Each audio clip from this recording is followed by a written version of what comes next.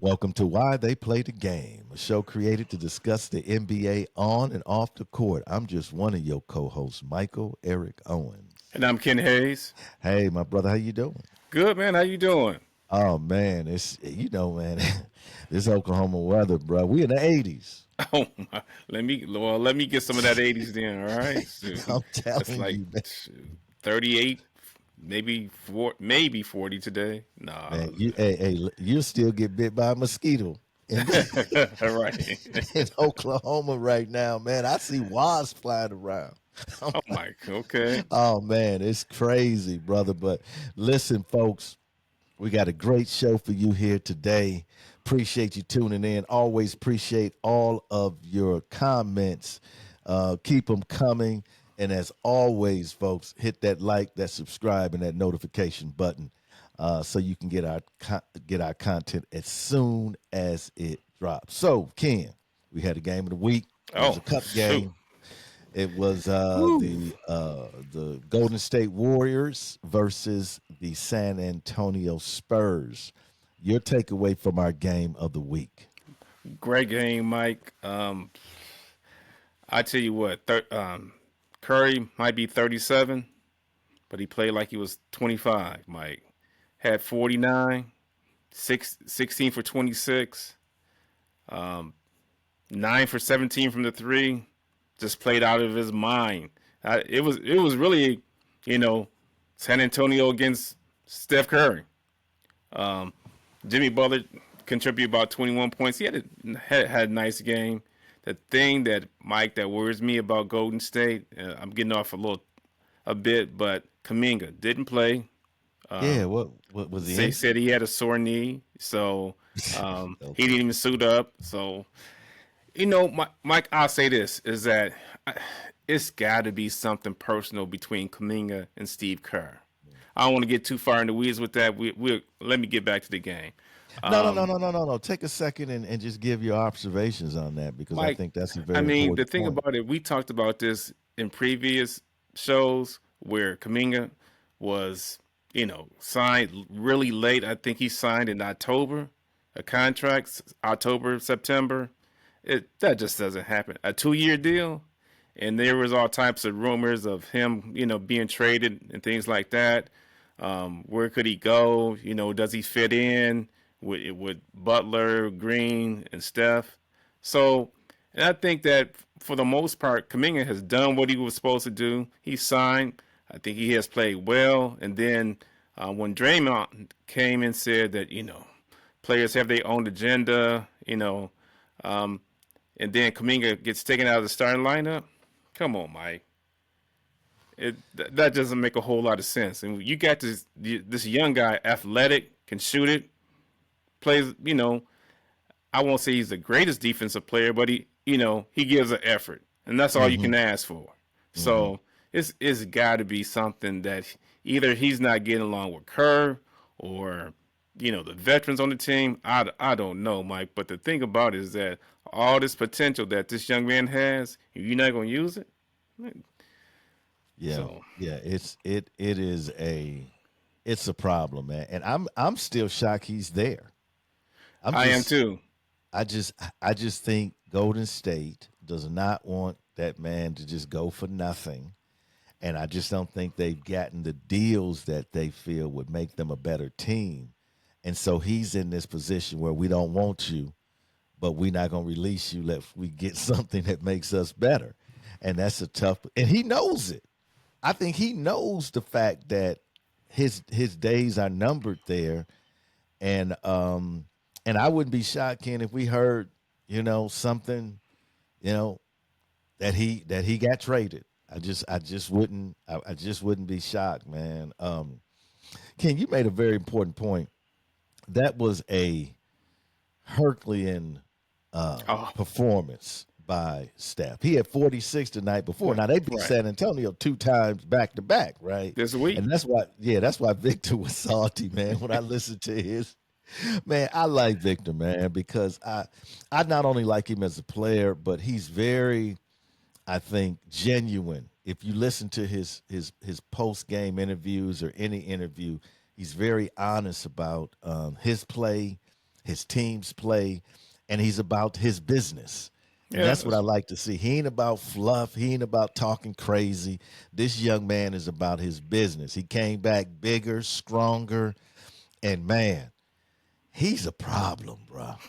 I'm just gonna be wait, man. Mike. Talk about Wait, Victor, man. Just talk wait, about Victor, kid. Mike. Let me just say this. I think this was either in the third or fourth quarter, and it was an out of bounds play, and they lobbed it up, and he just dunked on Green, and Green just Draymond just fouled him, and they kind of got talking back and forth and whatever the case may be, and they had to break him up or whatever the case may be. But I'm just saying to myself, this young boy is the face of the league right now. I don't care what anybody say, but he the face of the league. But man, he didn't. The thing that I liked is that he didn't step away from it.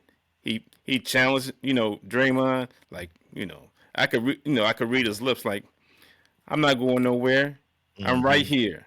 And he just, I mean, it was just like, I was like, oh my goodness. And then the thing about it is that he played well that night, 26 points, 10 for 21. Fox had a decent night. He didn't shoot it the best, but neither team in the first half was shooting the lights out.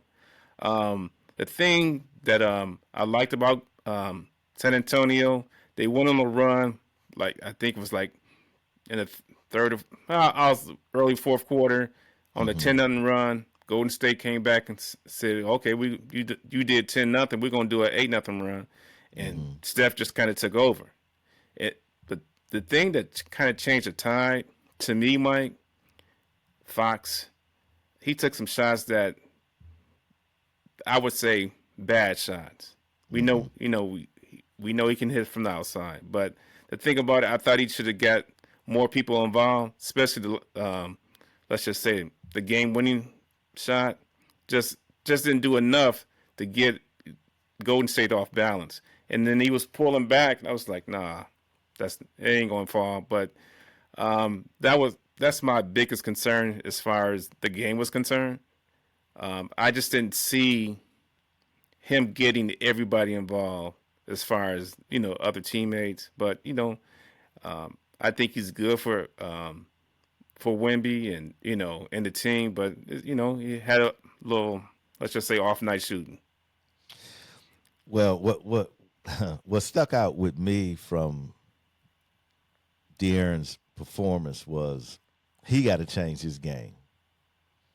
Where he came from, he could have the ball for the majority of the time.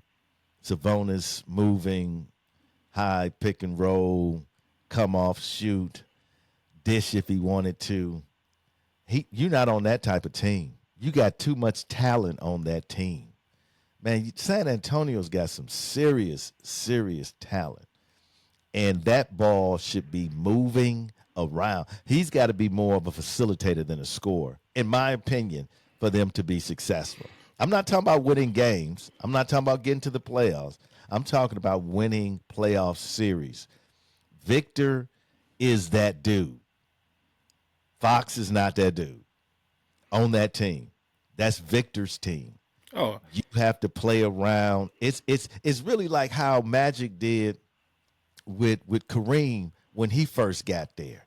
That everything's got to run through Victor. And I see too many times where Victor's running up and down the court. He don't even touch the ball. I'm saying this dude is 7'5". Ken, when I see him on the court, man, it's like, bro, that one tip in he had, I don't even think he jumped. I was like, man, this is anything in the paint, he's unstoppable.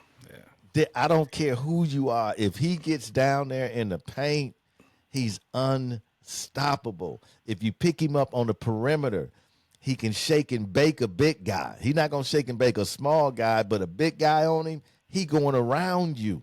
His touch, bro, he's got that one where he goes to the left side of the court.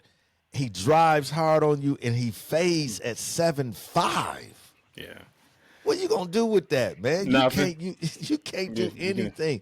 That is, like you said, Ken, years to come, if he can stay healthy, knock on wood, this kid is going to do things, man. That is, man. We he might even average a triple double once things slow down for him, as he talks about, easily, man. He come on, man. This dude is his size, his athleticism, It's a his problem. approach to the game.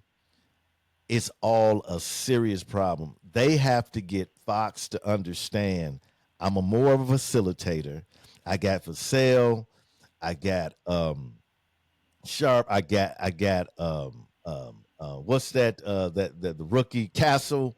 I Castle. got man, I listen, I got Barnes. I have ballers on this team. And guess what?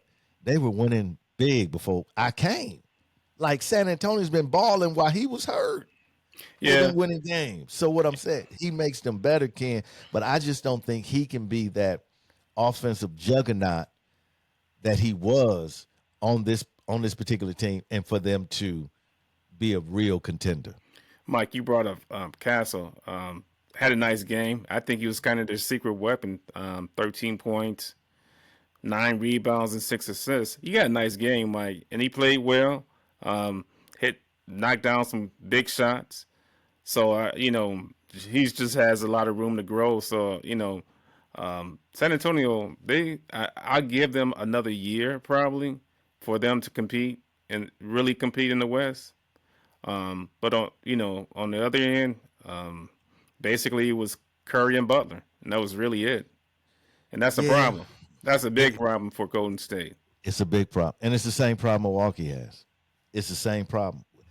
Curry had to have a monster performance. Like, he was unconscious, man. I mean, this dude was like hitting everything. The floater was, I mean, he hit you on every level. He hit Oh you with the man, three, he hit you with the drive, he hit you with the floaters, he hit you with the pull up. I mean, he hit you from the line. I mean, the question is, how many games can he do does this? he can't. He can't. You just can't keep it up. Giannis can't keep it up. You need that supporting cast. Again, this gill goes back to Kaminga Yeah, thing. right, exactly. Green doesn't score. Pozinski is on and off. All the other dudes is on and off. Butler's gonna be consistent with you, but Butler every now and then he'll get you a 40 piece, a 30 piece, but he's not. He's gonna be more in the 20-point range. So they need offense. And if I was San Antonio, I'd be feeling good. Even though we lost 2 games, I'd be feeling good because the guy had 46 and 49. I'd be feeling good about that. If I was gonna play them in a series, do I think he's gonna get out of 7 games, at 4 games, he's gonna get 40 plus? I don't believe that. So we got a heck of a chance, man. But man, I tell you, that was an exciting game. Down to the wire, like you said. I think Fox should have got a better shot. I think Victor should be taking that shot. I'm I just can't being argue that honest with point. you. But Mike, what stuck out to me, I mean, Curry had a let's just fantastic game. Draymond went 3 for 12 the whole night. I'm like, why is he? I wouldn't say allowed, but shooting 12 shots. Moody 2 for 8. I would be trying to get Moody involved a little bit more. I mean, a little bit more athletic, can shoot it, but 8 shots and Draymond is shooting, 3 for 12. Mike, how can I put it this? I'll put it this way. Sometimes, people in organizations, they're there for a long time and they don't want to pass the baton to a guy who's younger or a gal who's younger, and that's the situation in Golden State. If if it was me, if I was Steve Kerr, Draymond would be coming off the bench. No, I don't So disagree with you. I don't disagree with you. The page should be turned again. You look at Golden State; they're one of the oldest teams in the league. You're gonna find out once once we get to 60, 70 games. What toll that's gonna take on older bodies. But Ken, I want to bring up something controversial. Okay. about this game. Okay, I'm a Steph fan just like you. Always loved him, even when he was at Davidson. This idea that Steph just tied Michael Jordan's the GOAT's record for most 40-point games, and he's about to surpass him with the next one. Do we realize, okay, that Mike played 15 years, Steph is in his 17th year. Michael Jordan in his career made 581 threes. You know how many Steph did made? Shoot. Steph has made over 4,000 three-pointers. See, this is what I think needs to happen. This is a problem I had with the Kings record, breaking Kareem's. Kareem took 1 3. Okay. LeBron is in the thousands. I remember at one time I knew the number, but I don't offhand. To me, these records need to be separated because you changed something. There needs to be a leading scorer in the 2-point era and in the 3-point era. Ken, let me ask you a question, Ken. If I'm a race car driver, okay, and we race at 70 miles an hour, Okay. and I hold the fastest record for the fastest car. And then as the sport moves on, the cars get better, the engines get fine tuned. There's the tracks are better, and now we can go up to 90. And so you break the record, and they say you have the fastest. No, the whole regulations toward what the record was changed, and so to me, it's not like a 100-yard dash. 100-yard dash is a 100-yard dash. Nothing changes about it. You break Jesse Owens' record, you broke the 100-yard dash record. But you cannot change, you know what I'm saying? You can't go 90 and then say you hold the fastest record. That's the problem I have with these records because to me it's disrespectful. They didn't have that opportunity to participate at a sport that added a 3-point to it. And there's nothing wrong with it. I don't have a problem with records in the 3-point era.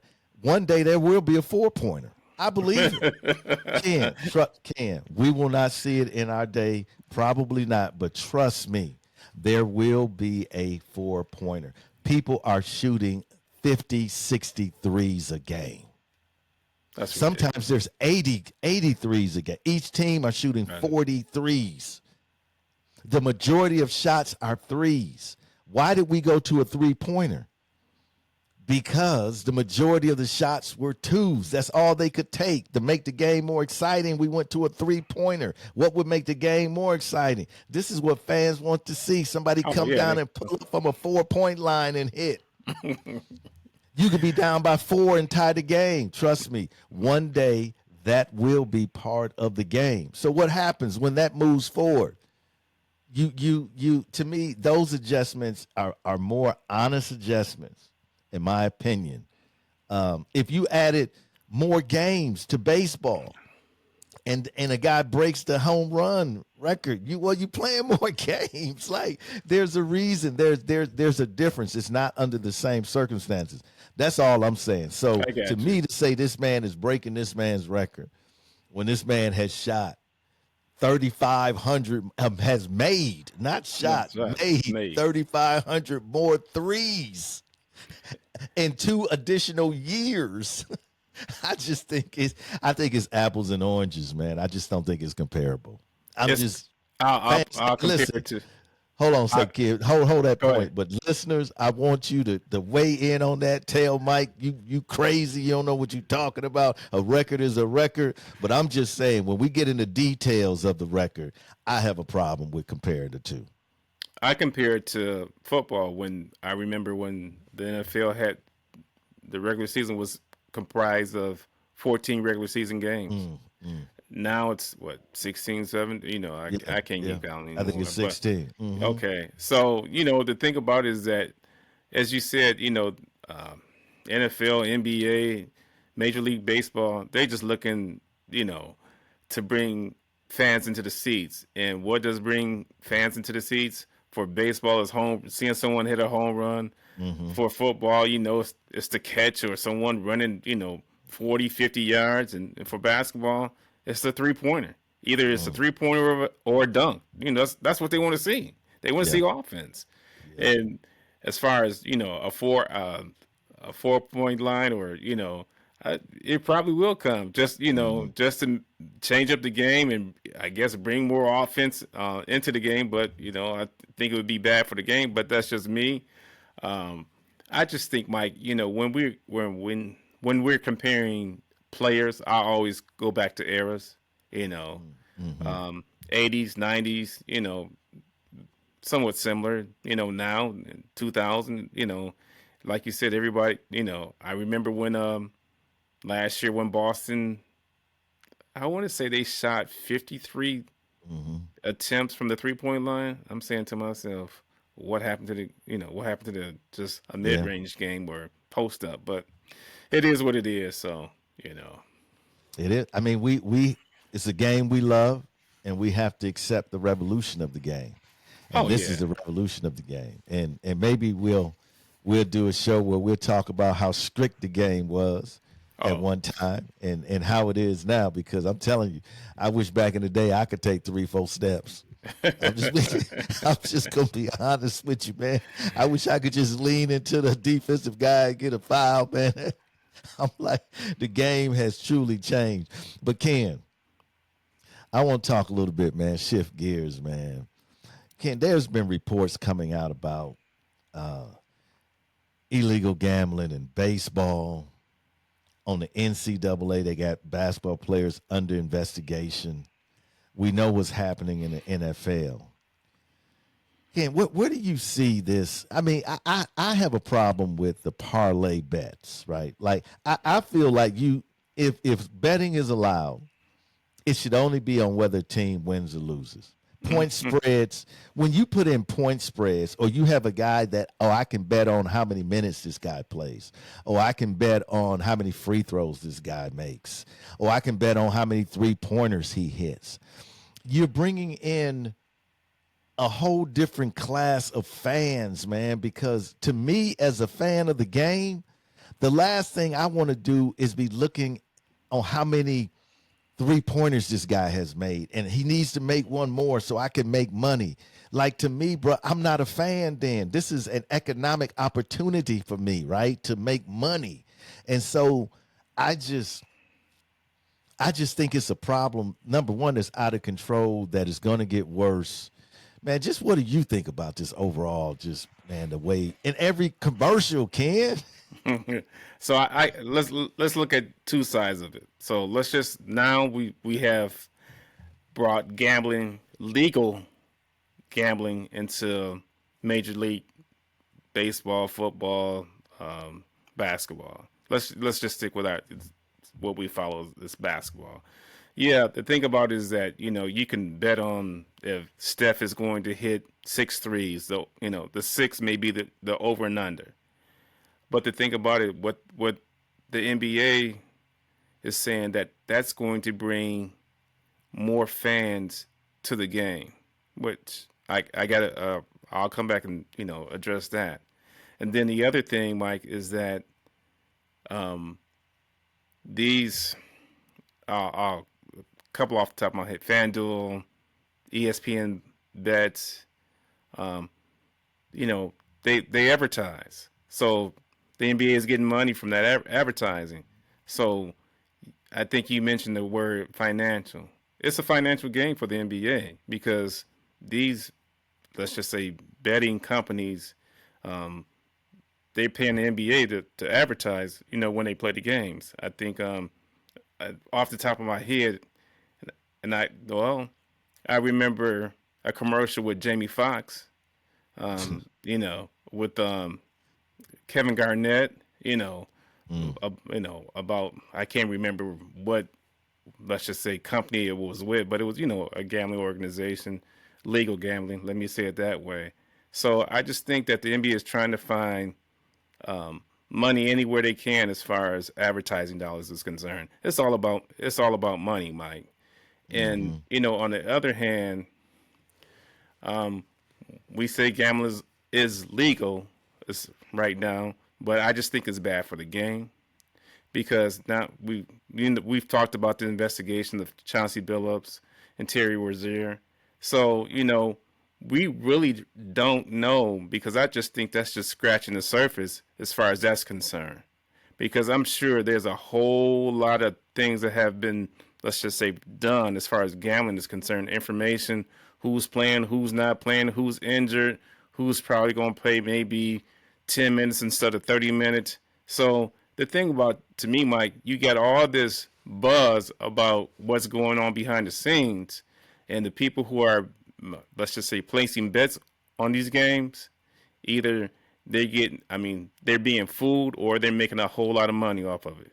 So it's just depending on how much information they know. So let's just say I'm a trainer and I know that I'm just picking out a player that Jason Tatum he's injured, he's sore, and he's probably going to be on, let's just say, limited minutes for, let's just say, 20. And the prop bet is saying that Jason is going to play, the over-under is 35. So let's just say I I tell one of my friends that, hey, Jason ain't going to play but 20 minutes tonight. Bet on the under. Put a whole lot of money on that. Put 5,000. But Ken, you see how easy you just set that out? Yeah. I mean, it was not that how easy you just framed that, man. Like, that's the problem, man. Like, that's a perfect example of why I just think you can't monitor this. You can't regulate that. Oh, you can't, Mike. But I just saw last night. There's an investigation with one game that Lakers played about the information that came out, and the bets were heavy, and so it's an ongoing thing. They're not going. I'll put it like this: they may catch the person who gave out the information, but who was he influenced by to get the information? So it's going down a deep rabbit hole for all sports. Baseball, basketball, Yeah. football. I just think it's not good for none of them. Yeah. And I don't know what the game becomes when you infuse all of this, all of these people in. I've even heard players, man, complaining because they were walking out of games and people were yelling at them because they didn't make enough threes or they didn't. Yeah, it's like, Because they lost money. yeah, they lost Right. money. So these are the type of fans that we're bringing into the game, not those who love the game and love the players that play the game. But I love that you hit those threes. So now I got paid. You know what I'm saying? I'm putting my money on this guy because he always make me money. That's what we're turning into, man. And I think it's a terrible, terrible move. And how much money do you need, Ken? For them, a whole lot. But let me give you another dimension of it, Mike. So we haven't even talked about the college level, and we know that let's just say I'm gonna say the majority of college players, as far as basketball, football, and probably baseball, are getting money besides the scholarship. But what about those who are not getting as much NIL money as, let's just say, the star quarterback? Let's just say he's a backup quarterback. So what do you think they may do? Hey, Give some information where hey, the starting quarterback he's hurt, so his shoulder hurt, so it's not going to be a whole lot of passing. So bet the under 200 yards. yeah, So man. what does he? I mean, what does he have to lose? Because I'll put it like this: I'm gonna say this. He may be a starving college player. So it's bad for the game. And the thing about gambling's been around for a long time, Mike. So let's not fool ourselves that this is not an element that hasn't been within the game, but now it's just legal.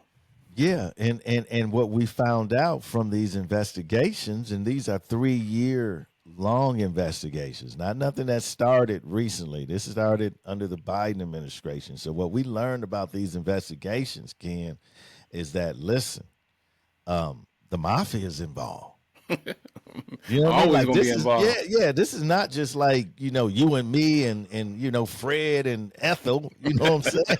This is organized crime involved with this. And when you get on the hook for organized crime, man, that's life Ain't no and turning death, back. man. Yeah, exactly, Ken. So I hate to see it. I have no interest. I don't fault any. Let me just first say this: it's legal. I don't fault anybody for doing what they want to do with their money legally. More power to you. I have no problem with that. But as a fan of the game, I have no desire to bet at all. I want to watch the game. I want to enjoy the game.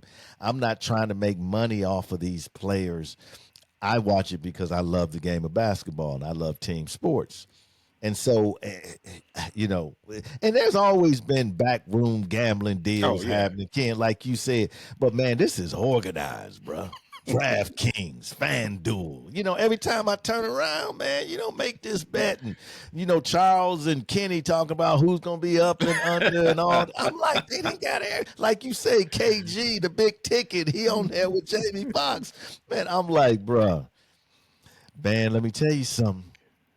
Uh, the love of money. For the love of money. But But Mike, can't okay, let go me say ahead. this to the last Mhm. thing is on this is that they give this. I'm gonna call it. Um, it's not a trade. I'll call it this. They'll give if you have a gambling problem, call this 1-800 number so you can get help. Come on, Mike. That's Yeah, the best you can yeah, do. yeah. That's like the pharmacy commercials, right? That tell you if you take it, the fine print may cause death, stroke. May Oh seek man. immediate help. That's after the fact. I'm already jacked up now. Yeah, yeah. They got some dude on the phone. You probably talking to AI when you call there. Chat GPT gonna talk you through it. Ken, last in um. closing, man, we lost a great NBA player, a great NBA coach, a great person in Lenny Wilkens. Oh, Mike. And Ken, if Whew. you could talk a little bit about Lenny Wilkens, man, and what he meant to the NBA and to basketball in general. Man, Lenny was I'm gonna call him a pioneer. Left-handed. Um, I think he might be the only. I'll say I think he might be the only player who has been inducted to the Hall of Fame as a player and as a coach. Mm. Won over 1,000 regular season games. Um, I think he was drafted by St. Louis Hawks back in the '60s. Yes, sir. Um, Won a championship with the Seattle Supersonics, who are now the OKC Thunder. Mm-hmm. And then the other thing with Lenny, Mike, two-time Olympic gold medalist, has won a gold medal with the '92 Dream Team. And then the other thing was named in the 75 greatest players and the 15th greatest coach in NBA history. And then the other thing that just really stands out for me, um, Lenny was the second ever black head coach in the NBA, became the first coach to record that 1,000 regular season wins. Um, Lenny was a problem on the court, and so you just got to tip your hat off to him, and you just hope his family's doing well. But like I said, the pioneer, and I would say kind of a soft-spoken type of guy. Never, Yeah. you never did Yeah. see him hollering at a player or anything like that. So just I would say someone that you will model after as far as a person is concerned. That doesn't even basketball doesn't even have to come up, but as a person, Lenny was a good dude from what I can tell. Oh, he was smooth, man. Right, He dressed, yeah. right, Lenny yeah, was like, he was on the sideline, suit, tie, looking smooth, you know what I mean? And like you say, as a coach, man, he always, to me, dealt with his players respectfully I think players always respect coaches that were prior player, especially. I mean, he's a 9-time All Star. I mean, All Star MVP. Like you say, he's a champion, Olympian. Uh, I mean, he led the league in assists. I mean, he was that he was.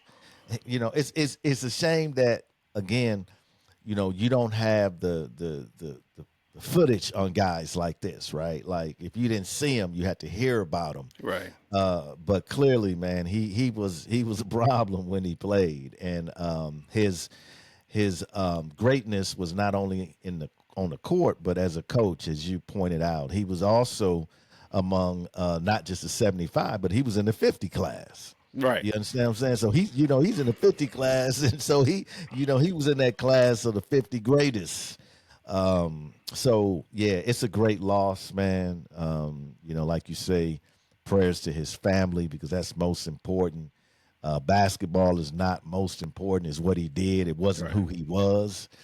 And when I hear all of the people that have relationships with Lenny talk about, man, just how much a stand-up dude he was, man. In the end of days, bruh, you can't ask for more.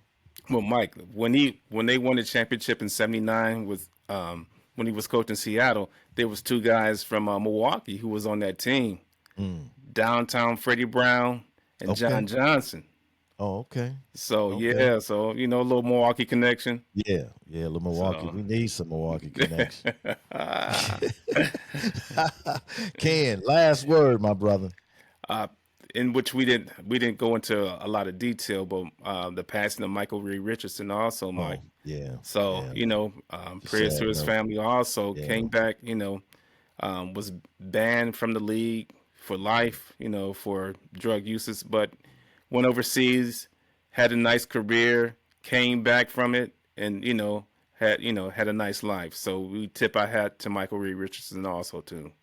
No doubt, man. No doubt, man. I don't. Again, I'm not for a lifetime ban for Yeah. substance. I've never been for that. I've been for rehabilitation Right. and put the man guy because you know what? If I'm working a regular job and I have a problem, you know what I'm saying? Like give me some sort of rehab. Let me Some come help. back. Don't just and we know after that he went overseas. They did lift the ban and say you could, but he went over there and did great things. And Man, like you right. say, he was a great guy, man. And it's just man, we Let me- evolve, Ken, and Right. hopefully, in the evolution, we treat people better and we have more understanding. Let me say this. Michael Ray was Magic before Magic came into the league. No doubt. So That's the last word, folks. The world of sports unites us. Let us take this unity into our everyday life. This is why they play the game.